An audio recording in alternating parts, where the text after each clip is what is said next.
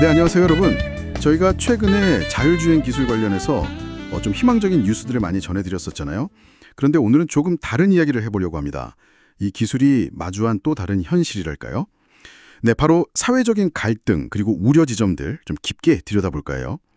지난 주말에 로스앤젤레스에서 있었던 웨이모 자율주행 택시 공격 사건, 이게 오늘 저희 이야기의 중심입니다. 저희가 참고한 자료는 이 사건을 다룬 여러 기사들이고요. 자, 그럼 이 사건이 도대체 왜 일어났는지, 그리고 이게 우리 사회에 뭘 시사하는지 지금부터 한번 파고 들어보죠. 네, 그게 6월 8일하고 9일 주말이었죠. LA 시내에서 연방 이민세관 단속국, 그러니까 ICE 반대 시위가 있었어요. 근데 이 과정에서 좀 충격적인 일이 벌어졌습니다. 웨이모 자율주행 택시가 최소 6대 이상 이게 시위대한테 조직적으로 파괴된 겁니다. 네, 차량 유리창 깨고 타이어 찢고 타치에다가는 스프레이로 반 IC 구호 같은 걸 막 뿌리고요. 결국에는 불까지 질렀다고 하니까 정말 좀 심각했죠. 네, 맞습니다. 근데 여기서 특히 좀 주목해야 될 점이 이 파괴된 차들이 다 전기차였다는 거예요.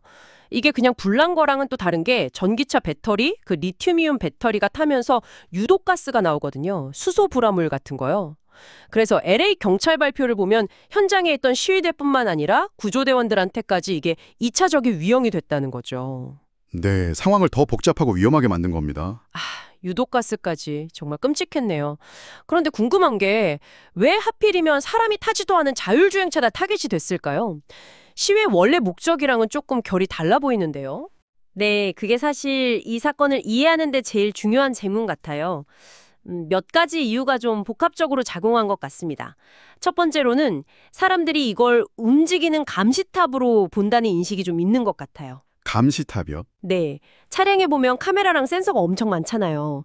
여기서 수집되는 방대한 데이터가 혹시라도 뭐 정부나 아니면 법 집행기관에 넘어가는 거 아니냐, 이런 불신이 시위대 사이에 좀 퍼져 있었던 거죠.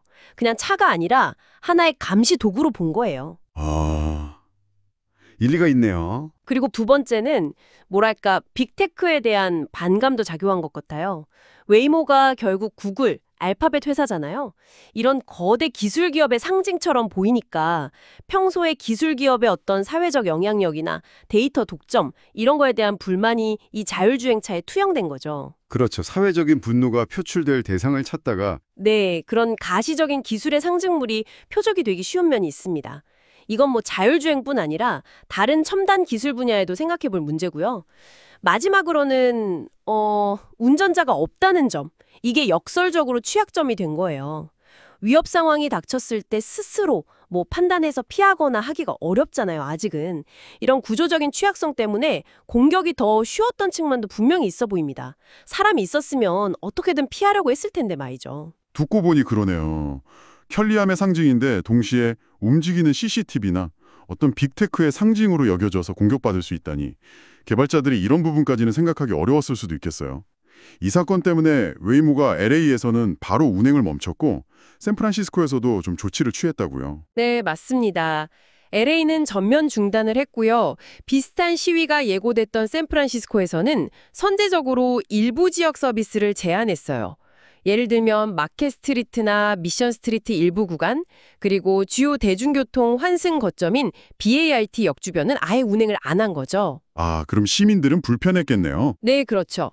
자율주행 택시 이용하려던 사람들은 당연히 불편했고 또 이게 전체 교통 흐름에도 영향을 줘서요. 특정 구간은 이동 시간이 뭐 거의 1시간까지 늘어나기도 했다고 합니다. 야, 단순히 차 몇 대 부서진 걸 넘어서 도시 교통 시스템 전체에 영향을 준 거네요. 이 사건, 그럼 우리에게 던지는 좀 더 큰 의미랄까? 시사점은 뭘까요? 몇 가지 중요한 점들을 짚어볼 수 있겠습니다.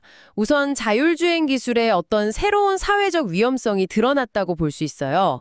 그러니까 기술 자체의 결함 문제가 아니라 이런 사회적 갈등 상황에서 물리적인 공격 대상이 될 수 있다는 취약점이죠. 운전자가 없는 게 오히려 약점이 된 거네요. 그렇죠. 역설적인 상황인 거죠. 그리고 아까 말씀드린 것처럼 감시 기술에 대한 시민들의 저항감이 이제 그냥 우려 수준이 아니라 실제 행동으로 나타났다는 점. 기술이 발전하면 할수록 프라이버시나 감시 문제에 대한 사회적 불신이 더 커질 수 있다는 좀 강력한 신호로 봐야 할 것 같습니다. 네. 또 하나는 도시 교통 시스템이라는 게 얼마나 서로 긴밀하게 연결되어 있는지를 다시 한번 보여준 사례이기도 하고요.